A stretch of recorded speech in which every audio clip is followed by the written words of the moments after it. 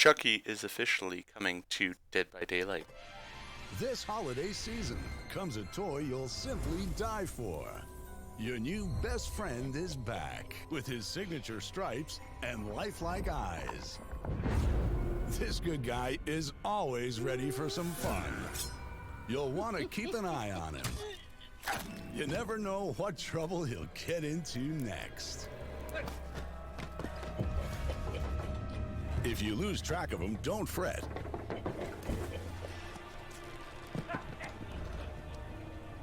He'll always find his way back to you.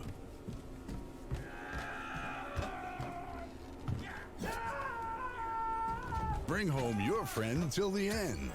'Cause if you don't... You're dead. You hear me? Dead. Disassembly of parts, body and otherwise, may be required. Good Guys is not responsible for maiming, dismemberment, amputation, laceration, strangulation, bodily harm, or death of any kind. Adult supervision recommended. Hello, horror fans, and welcome back to Dead by Daylight. In this little video, I just wanted to cover the news that just broke of the fact that Chucky, it looks like, will be the new killer in the PTB that comes out in a few hours. So, they gave a hint yesterday showing a missing knife blade on a magnetic knife holder, and so everybody was wondering if it's going to be Springtrap or if it's going to be Chucky. Because we already had Michael, so that person using a kitchen knife was out. The only two others that are sort of famous horror icons are Springtrap from the new movie Five Nights at Freddy's and Chucky. I was hoping for Springtrap to a point because of the fact that the new movie came out and it was a really successful and good quality movie, I thought.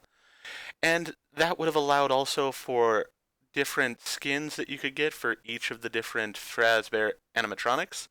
And I was hoping for different Moris for each of those animatronics. Definitely Behavior, if you're considering putting FNAF into Dead by Daylight, I would say you need to consider that you need to put a different Mori for each of the different animatronics. But anyways, let's get back to what's going on here. So the two were the possible choices, and it looks like this video is officially from IGN. I don't know if somebody's going to get fired over at IGN for this, or if they were told to release the trailer a few hours early. Generally, Dead by Daylight likes to keep things close to the vest, and they like to go ahead and wait till the very last moment before announcing something. And we still do have a couple hours before the new PTB comes out. So it feels like this was a screw up on IGN's part, and I do feel bad for whoever made that screw up, because it probably will cost them. But with the trailer, we can clearly see that the new killer is going to be Chucky. And I wanted to say a few things about the trailer here. For one, I'm happy that it is the traditional Chucky. It is not the newer one that's sort of the AI robot from the remastered idea of Child's Play. This is the Chucky that most of us have always loved, the sarcastic doll that's possessed by a serial killer. So that's great news. With the voice line there, it didn't exactly sound like the guy from the movie, so I don't know if that is the case. It is possible also this is just the PTB, so it's possible they haven't been able to get with that voice actor yet to do the lines for it, or it's possible that it just sounded a little bit odd in the trailer, and it is the proper actor. I don't know. We will have to see as time goes on. And, it's not the end of the world either way, but it would be really nice if Chucky did have the proper actor doing the voice lines. Now, right here is something of note. If you noticed right there, Chucky's shoes disappeared under the pallet. And this, to me, makes a huge speculation of what we may be seeing today and could be groundbreaking for the game. The fact is, if Chucky can sort of just disregard pallets because he can go under them, yes, it is sort of like Legion's power of being able to go over them, but I think that it's going to have a worse effect on survivors because you're not even going to be able to see when he does so.